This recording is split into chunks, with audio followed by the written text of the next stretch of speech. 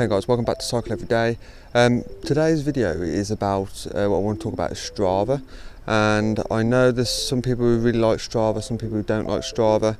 And you know, Strava was kind of designed for kind of athletes and maybe professional cyclists, but I just want to talk about the way that we use Strava and how I found it useful for other reasons other than trying to beat time trials and things like that.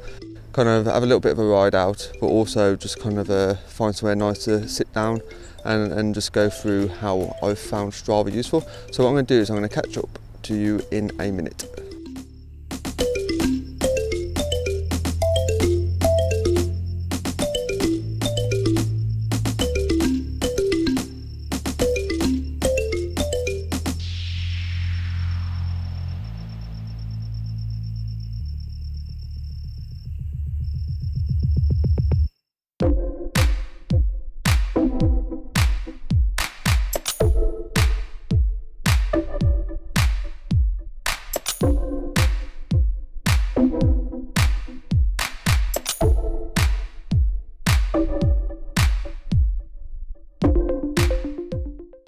Today we've come to a place just down the road from Dudley, which is called the Saltwells Nature Reserve. Come up here on the bike on the Brompton, just Sunday morning, just to kind of get out of the house really, because we're back in lockdown now. But it's a really nice nature reserve. You can see you kind of got all of the nice views, and also we've got some really friendly horses, which kind of live here really. Every time I've come up, they kind of see them all the time. Don't come up here as often as I'd like to, but you know, you get to kind of they kind of just live in this field on top of the hill.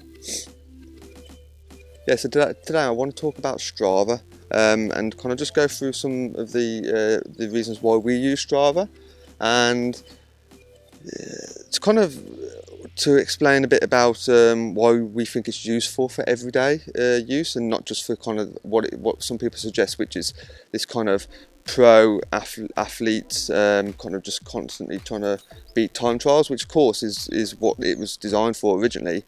But we think that there's kind of some good use for everyday cycling, which we're going to go into in this video. So yeah, we'll catch you in a minute. Now, if you've never heard about Strava before, basically it's a kind of application that you can download onto your phone, but also access it online, which records your journeys as you go along on your bike or running or swimming. And it's designed to kind of record your speed, the time it takes, the elevation, so how high you're going or how much height you've gained. And also on some routes it measures segments and kind of gives you information like that. Now, I think the main reason why some people don't like Strava is because it's very focused on kind of athletes in terms of professional people trying to beat times all the time. And what I want to say, this video is not about that, okay? There's no way that I'm kind of interested in that area. I mean, a lot of people are, and that's totally fine, and that's what Strava was really designed for. But this is the way that this video is just to kind of explain about the way that we use Strava, and really we use it just to kind of basically as a recording of how far we've gone. So for example, when you kind of open up Strava, these are the three things we really look at. Now, we don't pay for Strava, okay? You can pay for it, but it's also free, but you don't get all the information. And to be fair, I don't need all the information in terms of segments and time trials and things like that, because like I said, I'm not interested in that. There's no way I'm going to beat or even want to beat people's times. And if I do, it's purely by accident. So for example, the main things I'm interested in and why I use Strava is to record how many miles or how many kilometers I've done on the bike.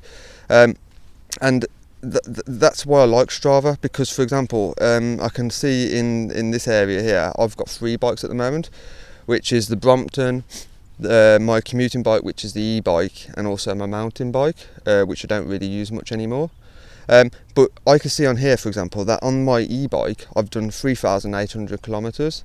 On the Brompton, which I picked up just over a month ago, I've done nearly 1,300 kilometers. and on the mountain bike I've done 510 kilometres.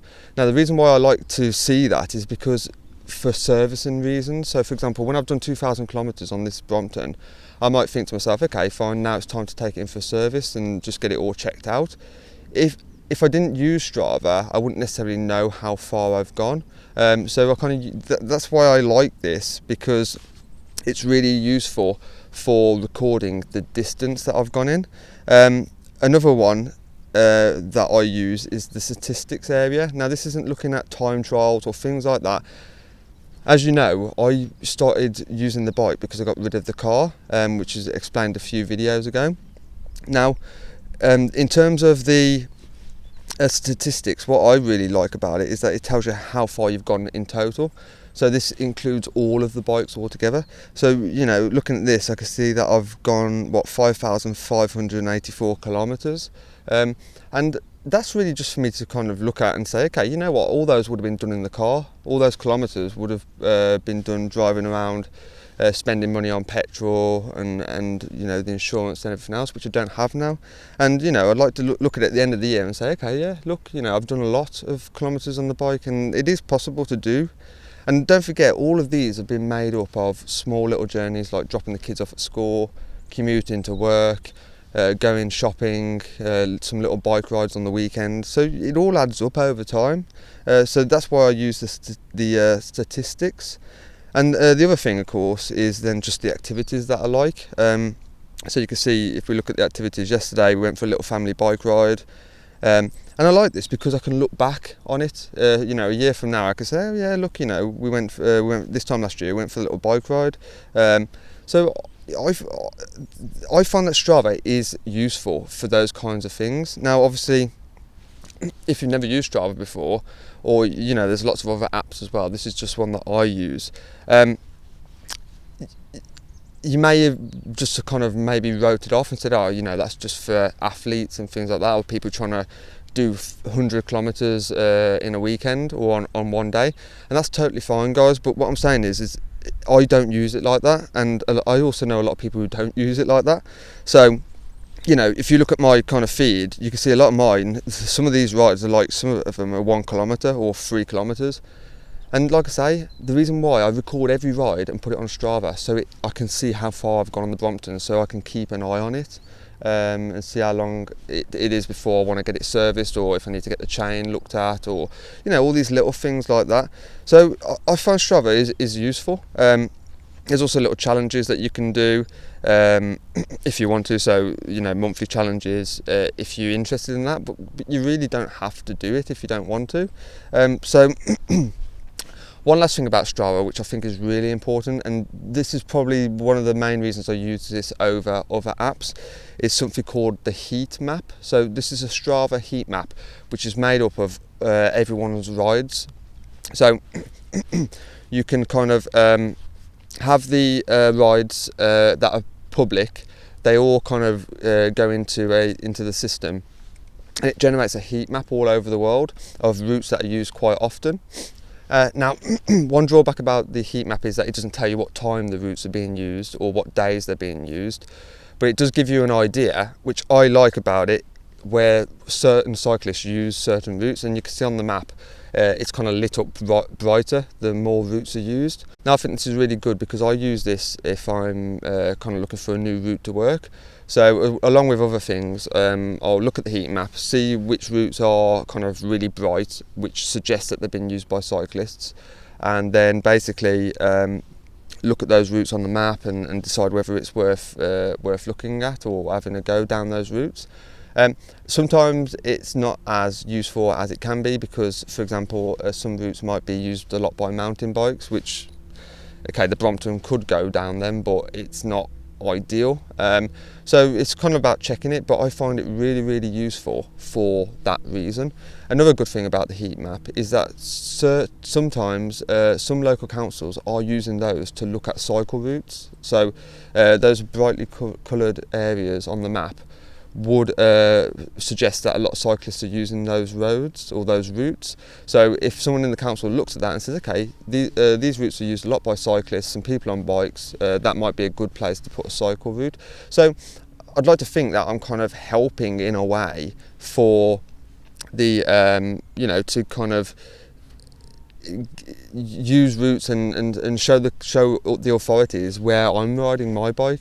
It's all kind of anonymous, so they don't know exactly who's doing it, and it's all kind of private. But that's why I use it compared to other apps. Like I say, other apps will do the job, and I have used other apps in the past, but Strava for me is good. The other good thing I like about Strava, of course, is that you can kind of follow people. It's kind of like a social media site as well. So, you know, if someone does a ride or you've done a ride, people can kind of give you a thumbs up or give you what they call kudos. And it's kind of like motivating as well to keep you riding on the bike and so on. So yeah, guys, I hope you've found this video useful, and you know, thanks for again all the support. Hopefully we've sorted out the audio issues now. I've got a new mic, so hopefully you'll be able to hear a bit better. As I say, over the past few weeks it's been really windy, and it's, you know, been trying to video in the wind. It's not ideal, but hopefully this new mic sorted that out. Do you use Strava yourselves, or is there another app that you use that you found useful? You know, put it in the suggestions, or put some comments below, and you know, I might have a go at using one of those as well if you've got a really good one that you think that you know that you use and I maybe haven't seen yet. But yeah, like I said, thanks for watching, and I'll catch you in the next one.